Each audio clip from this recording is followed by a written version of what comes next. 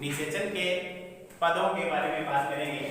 तो हम पढ़ रहे थे, निषेचन की प्रक्रिया पढ़ रहे थे, और निषेचन हमने किसे कहा था कि अगुणित नर युग्मक यानी शुक्राणु व अगुणित मादा युग्मक यानी अंडाणु। अगुणित नर युग्मक शुक्राणु व अगुणित मादा युग्मक अंडाणु के जो संलयन की जो प्रक्रिया है, ये संलयन की जो प्रक्रिया है वो क्या कहलाती है? निषेचन कहलाती है। अब हम आगे बात करते हैं कि जो निषेचन है इसकी प्रक्रिया किन पदों में संपन्न होती है। तो देखते हैं,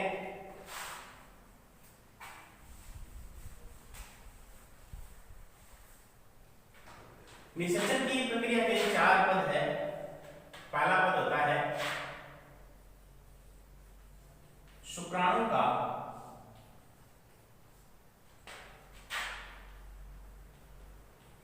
अंडाणु तक पहुंचना। शुक्राणु का अंडाणु तक पहुंचना पहला स्टेप होगा। सेकंड स्टेप में क्या होगा कि जब शुक्राणु है अंडाणु तक पहुंच जाता है, उसके पश्चात जो शुक्राणु है उसका अंडाणु में क्या हो जाता है? प्रवेश। शुक्राणु का अंडाणु में प्रवेश, ठीक है। जब शुक्राणु का अंडाणु में प्रवेश हो जाता है उसके बाद में निषेचन का नेक्स्ट पद संपन्न होता है, जिसे हम कहते हैं वल्कुट अभिक्रिया। वल्कुट अभिक्रिया, वल्कुट अभिक्रिया के बाद में नेक्स्ट स्टेप आता है पराग केंद्रकों का संलयन,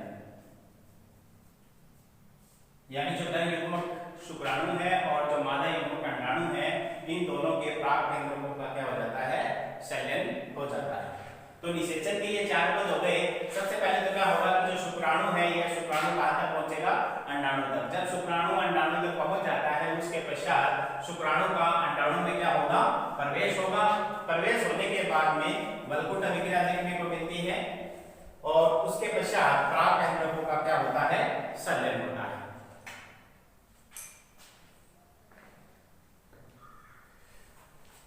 तो निषेचन के 4 पद हो गए। अब हम सबसे पहले बात करते हैं शुक्राणु का अंडाणु तक पहुंचना, कि किस प्रकार से शुक्राणु है वो अंडाणु तक पहुंचता है।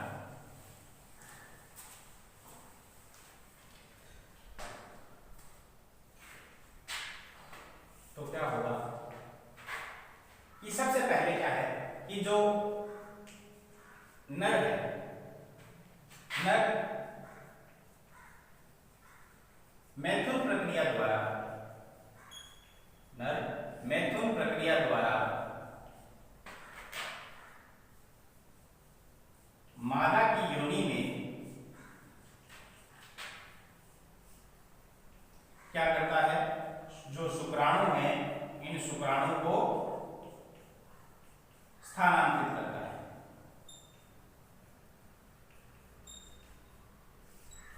ठीक है। सबसे पहले क्या होगा कि जो नर है वो मैथुन प्रक्रिया के द्वारा, मैथुन प्रक्रिया के अंत में मादा की योनि के अंदर शुक्राणु को स्थानांतरित कर देता है। जैसे कि हम यहाँ पे देख रहे हैं कि मादा की योनि में संग्रहित शुक्राणु, तो मैथुन की प्रक्रिया के द्वारा ये शुक्राणु नर के शिशन की सहायता से मादा की योनि के अंदर छोड़ दिए जाते हैं। अब क्या है कि जो मैथुन प्रक्रिया के द्वारा जो शुक्राणु मादा की योनि में छोड़े गए हैं, ये जो शुक्राणु जो होते हैं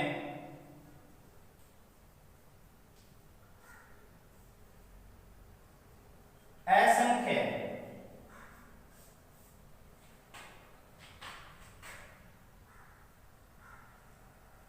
होते हैं, यानी बहुत सारे शुक्राणु होते हैं, मिलियंस में इनकी संख्या होती है। ऐसे में शुक्राणु होते हैं जो कि मादा की योनि में या जनन नलिका के अंदर इनको स्थानांतरित कर दिया जाता है। अब क्या है कि जितने भी शुक्राणु छोड़े गए हैं ये सभी शुक्राणु जो है जीवित नहीं रह पाते हैं, जीवित नहीं रह पाते। तो होता क्या है कि जब योनि के अंदर इन शुक्राणुओं को संकलित कर दिया जाता है, एक तो क्या होता है कि जो योनि है इस योनि के अंदर का जो माध्यम है वो होता है अम्लीय, अम्लीय माध्यम होता है। इस कारण क्या है कि इस अम्लीय माध्यम में जो शुक्राणु होते हैं इन शुक्राणु की क्या हो जाती है, मृत्यु हो जाती है, यानी जो शुक्राणु है ये मृत हो जाते हैं। इस कारण योनि के अंदर अम्लीय माध्यम के कारण, योनि के अंदर अम्लीय माध्यम के कारण ये शुक्राणु क्या हो जाते हैं, मृत हो जाते हैं, पहली बात। सेकंड क्या है कि योनि की जो उपकला है, योनि की जो उपकला है, इस उपकला के अंदर कुछ सेल्स पाई जाती है जिन्हें कहा जाता है बक्षी कोशिकाएं, बक्षी कोशिकाएं। ये बक्षी कोशिकाएं क्या करती है, जो शुक्राणु है उन शुक्राणुओं को क्या कर देती है, भक्षण कर देती है, यानी इन्हें नष्ट कर देती है। तो सबसे पहले क्या किया हमने कि जो मैं कहा कि जो शुक्राणु है इनको मादा की जनन नलिका में छोड़ा जाता है, असंख्य संख्या में छोड़े जाते हैं। फिर इनमें से कुछ ही जीवित रह पाते हैं क्योंकि अधिकांश योनि की अम्लीय माध्यम के कारण जो शुक्राणु है वो मृत हो जाते हैं। और इसके अलावा जो योनि की जो उपकला जो है उसके अंदर कोशिकाएं पाई जाती है जिसके कारण क्या हो जाएगा, शुक्राणुओं का भक्षण हो जाता है, शुक्राणुओं का भक्षण हो जाएगा। उसके पश्चात जो शुक्राणु है अपनी पुच्छ की सहायता से, शुक्राणु के 3 भाग बताए थे हमने, हेड, मिडिल पोर्शन और टेल। तो शुक्राणु की जो पुच्छ वाला जो भाग है इस पुच्छ के अंदर जो फ्लैजिनल मूवमेंट है, यानी जो कशाभिका की जो गति है, इस कशाभिका की गति के कारण जो शुक्राणु है वो मूवमेंट करते हुए कहां पर जाते हैं, किस तरफ बढ़ते हैं, गर्भाशय की तरफ। गर्भाशय की तरफ शुक्राणु है वो अपने कशाभिका की गति के कारण ऊपर की तरफ जाते हैं।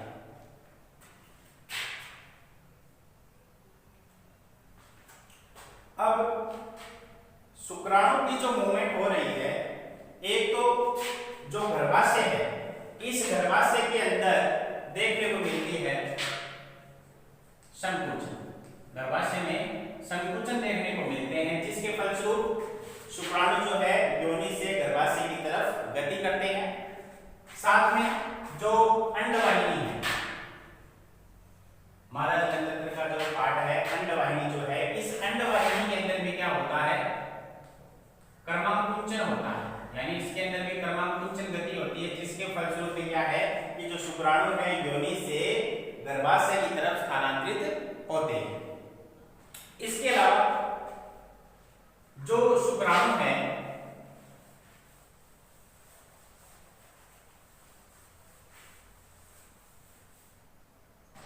इसके अलावा क्या है, जो शुक्राणु है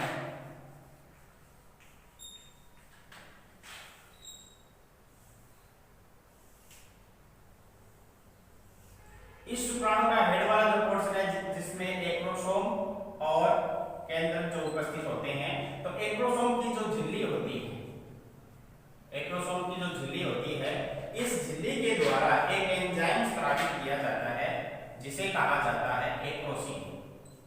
क्या कहते हैं, एक्रोसीन। यह एक्रोसीन क्या करता है कि जो शुक्राणु है इस शुक्राणु को गति में सहायता करता है।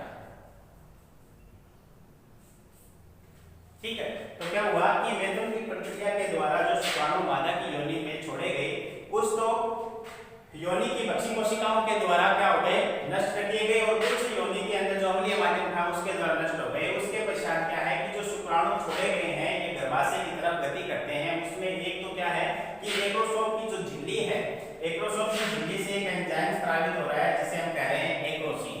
ये एक्रोसीन एंजाइम क्या करेगा, शुक्राणु को गति में सहायक होता है। इसके अलावा जो गर्भाशय है इस गर्भाशय के अंदर भी संकुचन देखने को मिलते हैं, और साथ में जो अंडवाहिनी है, जो फैलोपियन नलिका या जो अंडवाहिनी है, इसके अंदर भी क्रमांकुचन गति होती है जिसके फलस्वरूप जो शुक्राणु है योनि से गर्भाशय की तरफ मूवमेंट करते हैं। अब जो शुक्राणु जो गति कर रहे हैं ये गति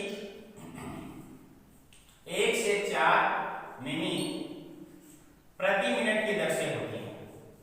1 से 4 मिमी प्रति मिनट की दर से शुक्राणु जो होते हैं वो योनि से गर्भाशय की तरफ और गर्भाशय से अंडवाहिनी की तरफ मूवमेंट करते हैं।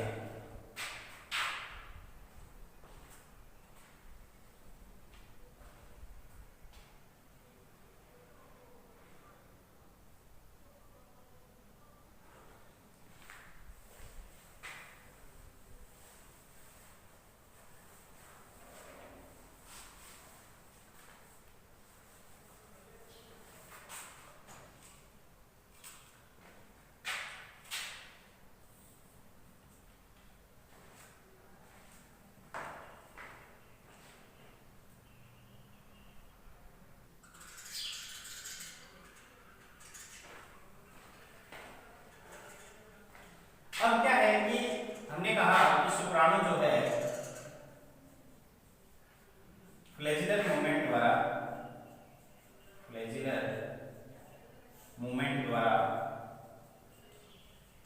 किसकी तरफ जाते हैं? अंडवाहिनी की तरफ। अंडवाहिनी की तरफ जाते हैं। अंडवाहिनी जो है इसके 3 पार्ट होते हैं। अंडवाहिनी का संकरा भाग जो गर्भाशय से जुड़ा हुआ रहता है, इस भाग को कहा जाता है इस्थमस। शुक्राणु जो है फ्लैजिलर मूवमेंट द्वारा अंडवाहिनी की तरफ जाते हैं और अंडवाहिनी का वह सिरा जो गर्भाशय से जुड़ा हुआ है उस भाग को कहा जाता है इस्थमस, जो कि इसका एक संकरा भाग होता है, संकरा नलिकीय भाग होता है, जिसे हम इस्थमस कह रहे हैं। इस्थमस के आगे वाला भाग जो चौड़ा होता है और कुछ खुला हुआ भाग होता है, इस भाग को कहा जाता है एम्पुला। क्या कहते हैं? एम्पुला। और हमने बात की थी कि जो निषेचन की जो प्रक्रिया है वह संपन्न कहां होती है? अंडवाहिनी के एम्पुला भाग, यानी निषेचन की प्रक्रिया जो है वो अंडवाहिनी के एम्पुला भाग में संपन्न होती है। अंडवाहिनी का संकरा भाग जो गर्भाशय से जुड़ा हुआ वो हमने कहा इस्थमस कहलाता है। इस्थमस के आगे का भाग कुछ फूला हुआ होता है और चौड़ा भाग होता है जिसे एम्पुला कहा, जिसमें निषेचन की प्रक्रिया संपन्न होगी। अब एम्पुला के आगे का जो भाग है वो कीप के आकार का होता है और चौड़ा भाग होता है जो कि अंडाशय से संलग्न रहता है, अंडाशय के संपर्क में रहता है। इस भाग को कहा जाता है कीपक। इस भाग को कहा जाता है कीपक, जो कि अंडाशय से संपर्क बनाए हुए रहता है। अब मादा जनन तंत्र की जब बात करें कि जो अंडाशय होते हैं, एक जोड़ी अंडाशय पाए जाते हैं और इस अंडाशय में किनका निर्माण होता है? अंडाणु का निर्माण होता है। एक जोड़ी अंडाशय पाए जाते हैं, किसी भी एक अंडाशय के अंदर अंडाणु का निर्माण होता है और ये अंडाणु जो कि कहां बने हैं? अंडाशय में बने हैं। यहां से ये अंडाणु कहां पर चले जाते हैं? कीपक में। कीपक से ये अंडाणु कहां पर जाते हैं? एम्पुला में। एम्पुला में क्यों? क्योंकि हमने कहा कि जो निषेचन की प्रक्रिया है वो कहां संपन्न होगी? एम्पुला पार्ट में संपन्न होती है। तो अंडाशय से जो मुक्त होने वाला जो अंडाणु है वो कीपक से एम्पुला तक आ जाता है। ये वाला पार्ट देखो एम्पुला है और यहाँ पर अंडाशय से मोचित हुआ जो अंडाणु है वो एम्पुला पार्ट तक पहुंच गया है और इस प्रकार से योनि में जो सक्रिय शुक्राणु था वो अपनी फ्लैजिलर मूवमेंट के द्वारा गर्भाशय से होता हुआ अंडवाहिनी के एम्पुला भाग तक पहुंच जाता है। अब जो शुक्राणु जो होते हैं, इन शुक्राणु में जो निषेचन करने की जो क्षमता है वो मादा के गर्भाशय में पहुंचने के पश्चात होती है। मतलब क्या है कि जो शुक्राणु है, जब शुक्राणु को मादा के गर्भाशय जनन नलिका में जब छोड़ा जाता है, यहाँ से गति करते हुए गर्भाशय में पहुंच जाते हैं, तो साथ में इन शुक्राणुओं में निषेचन करने की क्षमता का विकास हो जाता है। अब क्या है कि जो शुक्राणु जो होते हैं गति करते हुए एम्पुला पार्ट तक आ चुके हैं, अंडाणु तक मिल जाते हैं, तो इस प्रकार से शुक्राणु है वो अंडाणु तक पहुंचता है। खास बात क्या है कि जो शुक्राणु जो है, इस शुक्राणु में अपनी ही जाति के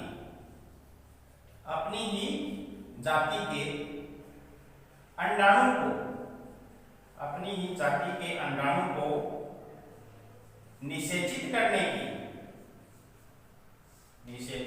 की क्या होती है, क्षमता होती है। शुक्राणु में अपनी ही जाति के अंडाणु को निषेचित करने की क्षमता होती है। यह क्षमता क्या कहलाती है, शुक्राणु का योग्यतार्जन।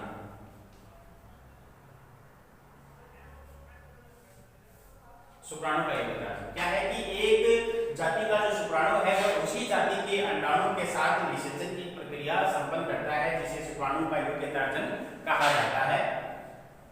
और शुक्राणु में अंडाणु को निषेचित करने की जो क्षमता है वह मादा शरीर के अंदर प्रवेश करने के पश्चात, गर्भाशय में प्रवेश करने के पश्चात पाई जाती है। तो इस प्रकार से निषेचन का जो पहला पद था कि शुक्राणु का अंडाणु तक पहुंचना, वह कंप्लीट होता है। इसमें क्या होगा कि सबसे पहले योनि के अंदर शुक्राणु संकलित किए जाएंगे। ये शुक्राणु असंख्य मात्रा में होते हैं, लेकिन योनि की जो उपकला है उसकी बक्षी कोशिकाओं के द्वारा इनका भक्षण हो गया, कुछ अन्य माध्यम के द्वारा नष्ट हो गए। फिर यह शुक्राणु 1 से 4 मिमी प्रति मिनट की दर से गर्भाशय की तरफ बढ़ते हैं।